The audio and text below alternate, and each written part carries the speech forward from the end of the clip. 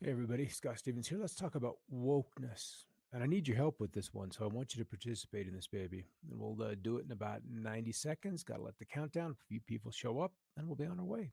See you in a bit.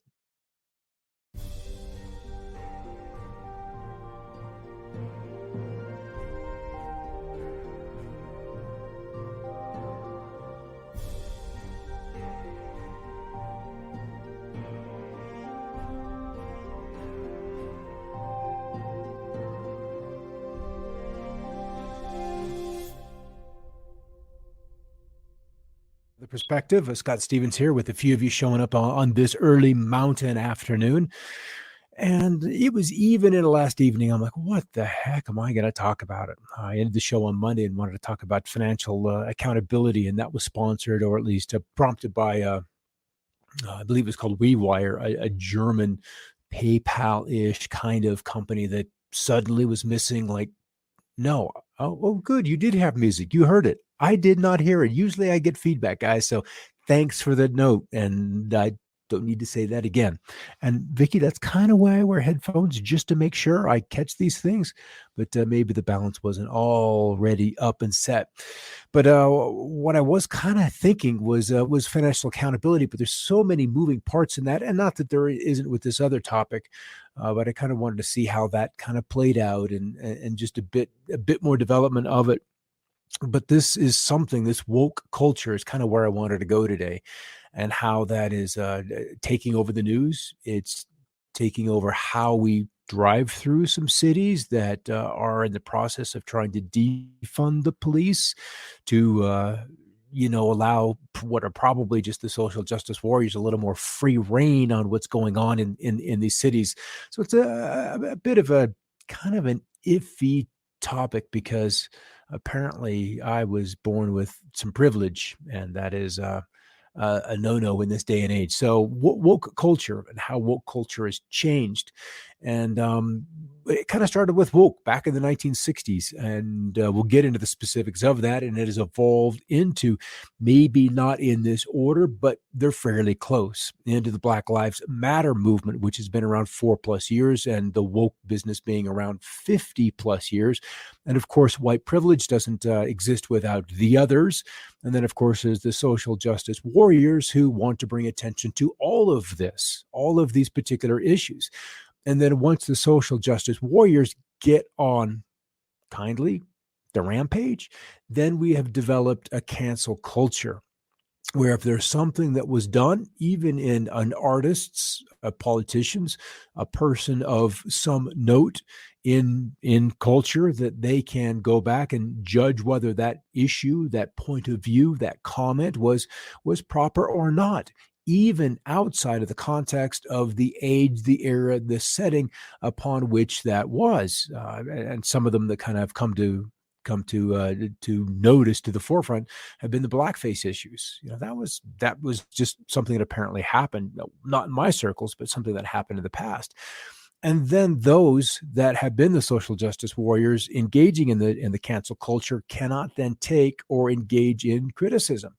So then recently there's a name christened for that part of culture, and those are the snowflakes, because they melt under pressure. They melt under the little bit of heat applied to that point of view.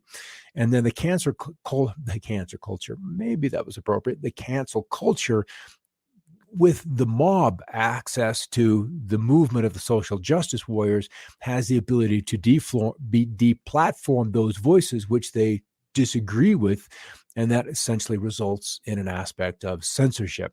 Good to get you on the right computer, Robin. I can know all about that business.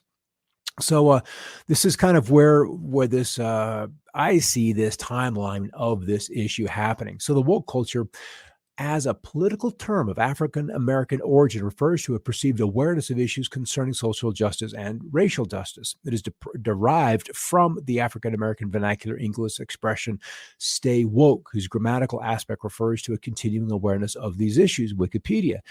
And with a lot of the movements, the anti-war movement, the free love movement, those of the 60s, sure, there was that awakening in culture as the Great Society and through LBJ, and those aspects kind of began to move from segregation, to more of a support the community and bring them all together and support them. There was a definite shift in the democratic movement to do that with the black race. All right, woke. It's adjective, aware, knowledge about your community and the world with the willingness to access and critique systems of oppression. So it's a recognition that we've got a problem. And ultimately, I think all of us would probably agree with that there is no perfect system out there. There's no perfect interaction between races. We're a world full of individuals, with our own points of view, our own life experiences. And certainly there is a lot of heritage where there has been oppression. That is a fundamental, basic expression or experience of the animal kingdom. That's just kind of the way it is. Yeah, Vicky, you don't recognize that you could fix a problem until you've recognized it, and then once it's recognized, then we can begin to work on it in some degree.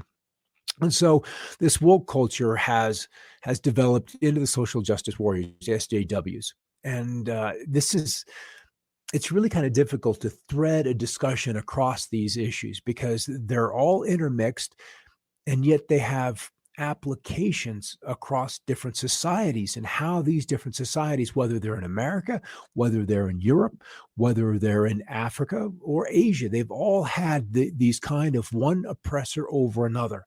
That has been an aspect of humanity probably since the beginning. There were always those that were stronger, smarter, cunning, conniving, more willing to use another for their own gains and purposes at the expense of another. I think that has just been part of culture. It's part of the human experience. It's part of being beaten down so that you can overcome it and then recognize and help others work themselves through the experience. So we'll hit this cancel culture. It honestly has really taken on a large aspect of the woke movement, the Me Too movement, the Black Lives movement. Is you see something you don't like and there's a rage against it, right, Robin? The definition makes sense because that's exactly what's happening, and it's kind of I don't want to say hipster movement, but something from the millennials, because they have been so prominent within social media, that being their primary means of communication. They've kind of taken the social justice warrior and turned it into the cancel culture as retribution for what they perceive as error. So to cancel somebody, usually a celebrity or other well-known figure, or even a friend in and amongst your smaller circle. That happens too. And we've seen kids traumatized by bullying through this culture, this aggressive culture. It means to stop giving support to that person. The act of canceling could entail boycotting an actor's movies or no longer reading or promoting a writer's works. The reason for cancellations can vary, but usually is due to the person in question having expressed an objectionable opinion. Oh my goodness, that is the unpardonable sin, to express an objectionable opinion or having conducted themselves in a way that is unacceptable, so that the continuing to patronize that person's work leaves a bitter taste. So the idea of canceling, and some have labeled it the cancel culture, has taken hold in recent years due to the conversations prompted by the Me Too movement and other movements that demand greater accountability from public figures.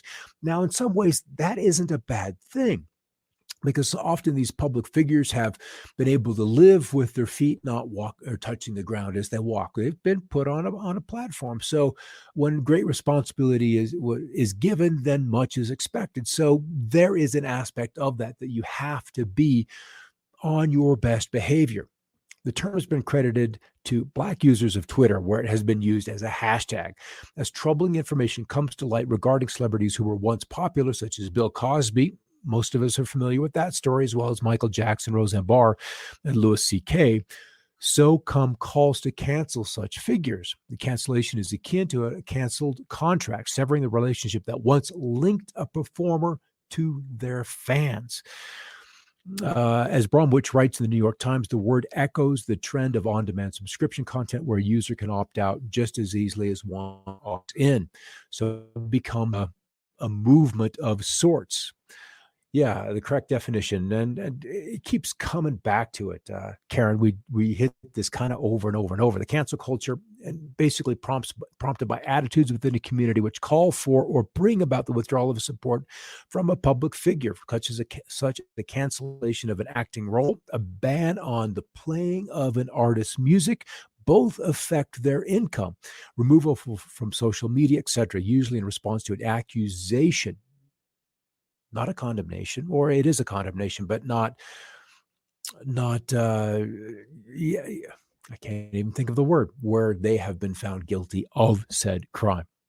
An accusation. That's kind of where we are in this society, because we don't go through a proper legal recourse, or it's all just trial by accusation. There's no evidence, there's no this and that. It is truly becoming a mob rule. And we have seen that on display in many, many, many places over the last 2 to 3 years.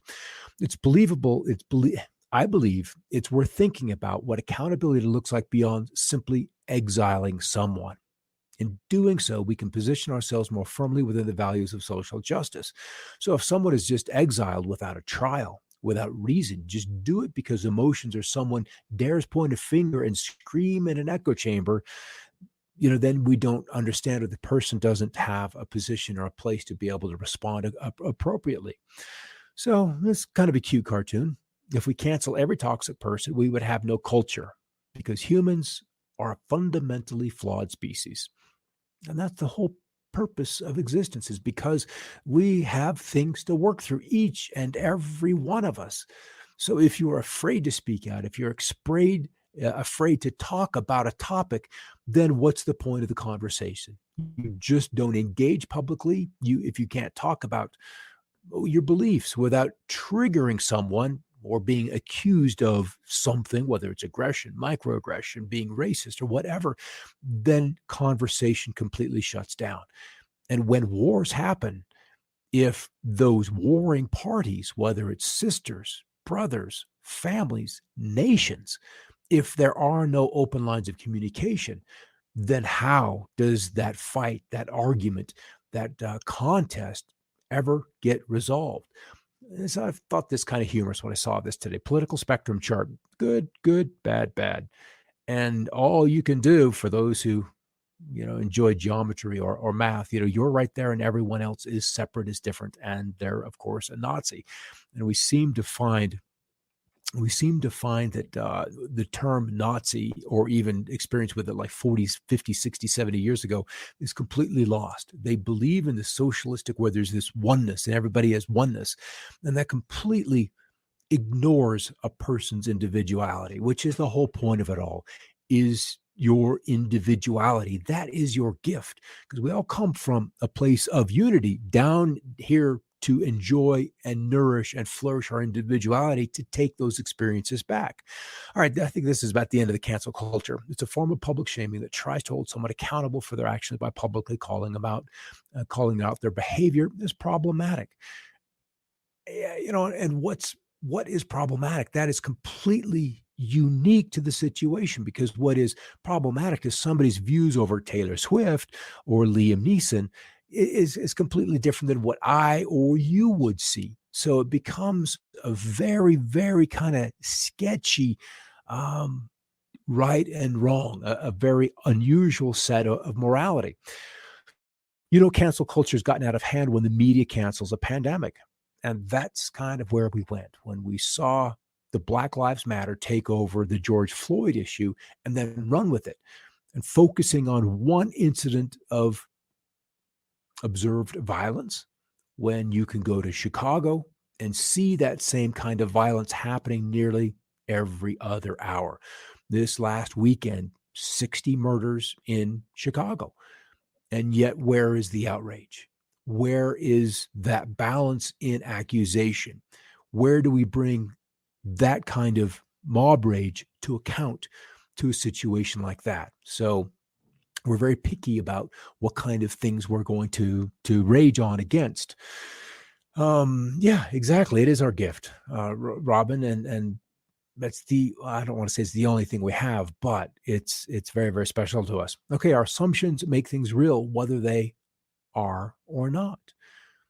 And so when we look at something and see an objectionable experience, we're not seeing the whole thing. Videos of George Floyd from one side of the car versus another side of the car told a very different story. So, our assumptions about what we're being shown are kind of what we have to live with. All right, let's get back into from that into snowflakes. In 2010s, a derogatory slang term for a person, implying that they have an inflated sense of uniqueness. Back to individuality, aren't we? An unwarranted sense of entitlement, or an overly emotional and easily offended and unable to deal with opposing opinions. Common usages include the terms special snowflake, generation snowflake, and snowflake as a politicized insult. So this is someone who struggles to deal with, well, maybe their assumptions, but also the challenges that we're all dealing with in life.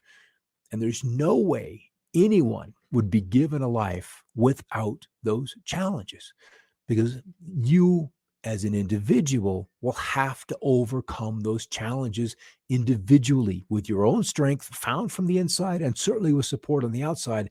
But that is the point of it all. And it's gotten so bad or so rampant. The Joker director, Todd Phillips, says the woke scolds and Twitter mobs have killed comedy because they can't take a joke. They can't see the humor. They can't see the wisdom or the lesson inside the experiences that is being talked about and discussed. So this puts these comedians in a very difficult place as to what would have been funny 10 years ago can get them banned, deplatformed, and jobless today. So how can you navigate people's sensitivities if there is no standard, if there is no accepted, okay, you can talk about this or not talk about this, and then I'm going to bring it right back to censorship. When is it okay to tell someone you can't talk? And even Obama has recognized that this culture isn't even activism. It's not that developed. It's not that evolved. Former President Barack Obama took a shot at the idea of young people feeling politically woke by being overly judgmental, saying that this is not activism. The story, speaking at the Obama Foundation Summit held at the Illinois Institute of Technology, Obama explained why he disagrees with the whole concept of woke culture among the young people, particularly on social media and college campuses. This idea of purity, that you're never compromised and that you're always politically woke and all that stuff, you should get over that quickly, he said. The world is messy. Hear, hear. There are ambiguities. People who do really good stuff have flaws. People who you are fighting may love their kids and share certain things with you. Obama said that these young people are just pointing fingers at those with whom they disagree, arguing such activism does not bring about change. And for me, that is the big thing. What kind of activism affects a change that is lasting? That is the challenge. He goes on to say one danger I see among young people, particularly on college campuses, he added, that I do get a sense that somehow among certain young people, this is accelerated by social media, of course, that there's a sense of sometimes of the way of me making changes to be as judgmental as possible about other people. And that's enough. Like if I tweet or hashtag about something that you didn't do something right, or you used the wrong verb, that I can feel pretty good about myself because, man, did you see how woke I was? I called you out. Obama goes on to say that that is not activism. That's not bringing about change. If all you're doing is casting stones, you're probably not going to get that far. That's easy to do. And it is easy. And that's kind of where this crowd has evolved. They're woke. They have social media, so a very powerful way of connecting with a lot of people and inciting a movement. And if there's the potential of money behind this with another agenda, be it known or not known, then we've got another wild card in play out in the world. So my question is, how different is this kind of setup? I wanted to go here, to what's happened with ISIL or ISIS in the Middle East. Guys wrapped in black, going around destroying things because of a difference of opinion.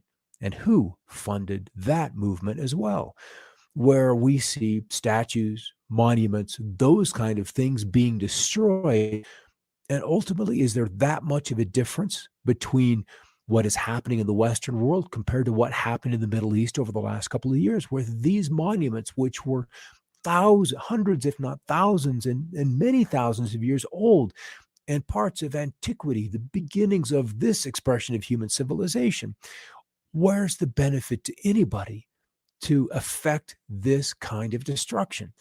It's not activism, it's just wanton destruction. So white supremacy stole our liberty. Is that really true? Did you not, by affecting and supporting this kind of movement that has resulted in canceling culture, the destroying of, I want to take this to the next step. There's one more back there that I wanted, this one. That how can white supremacy destroy history when it is these kind of social justice warriors in a cancel culture pretending to be woke, rewriting history?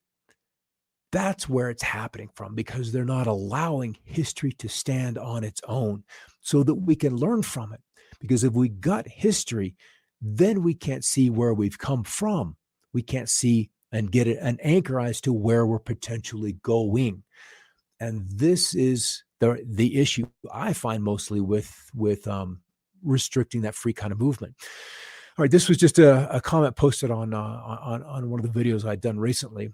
Catherine says, I live in Richmond, Virginia, and we know what's happened in Richmond over the last couple of weeks. And you can be darn sure I'm unhappy with all our statues being ruined. It dishonors the people that had to live it. This present generation has no right to cancel their experience.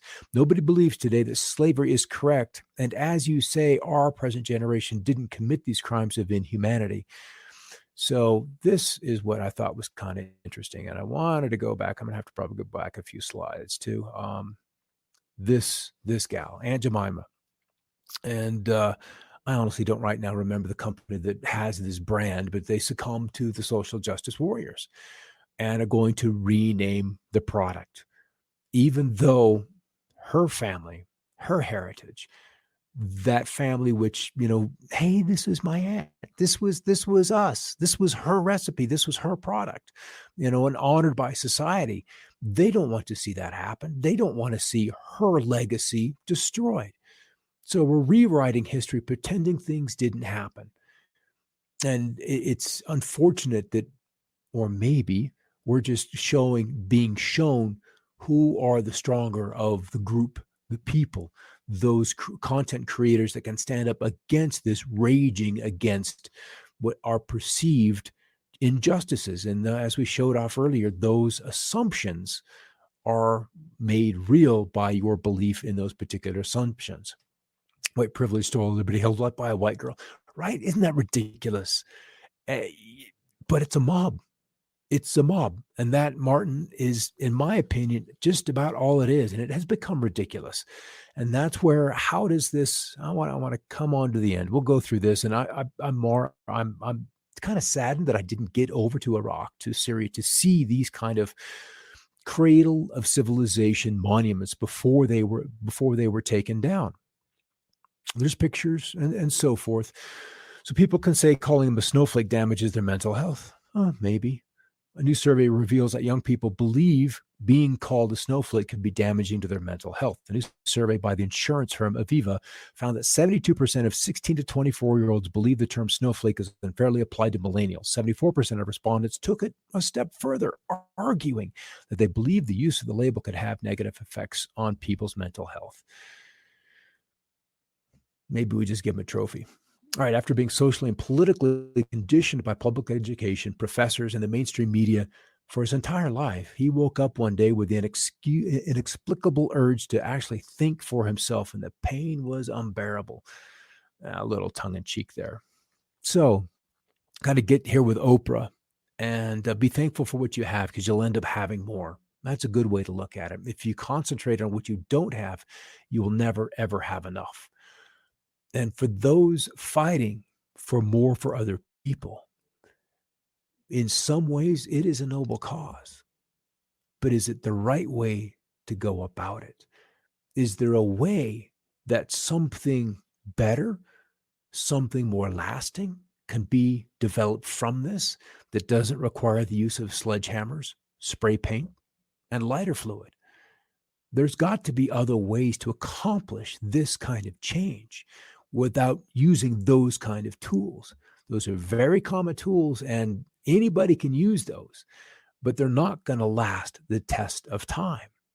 And so, if those are the tools you are using to affect change, expect that change to be very, very short lived. And that's not exactly the quote I wanted to have.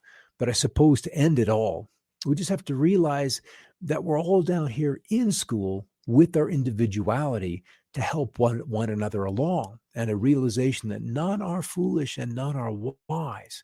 See only that the operation of that greater one, that greater divine will, is in effect everywhere. And I know I had another quote. I know I had something else in here, but I suppose I didn't, and that's the way it was supposed to be.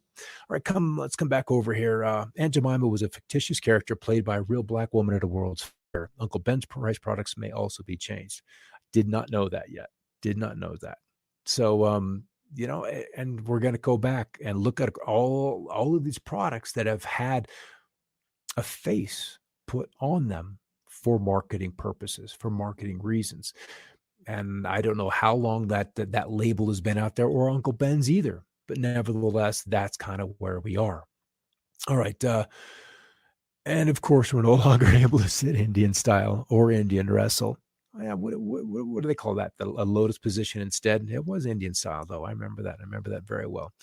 All right, guys, coming up on the bottom of the hour.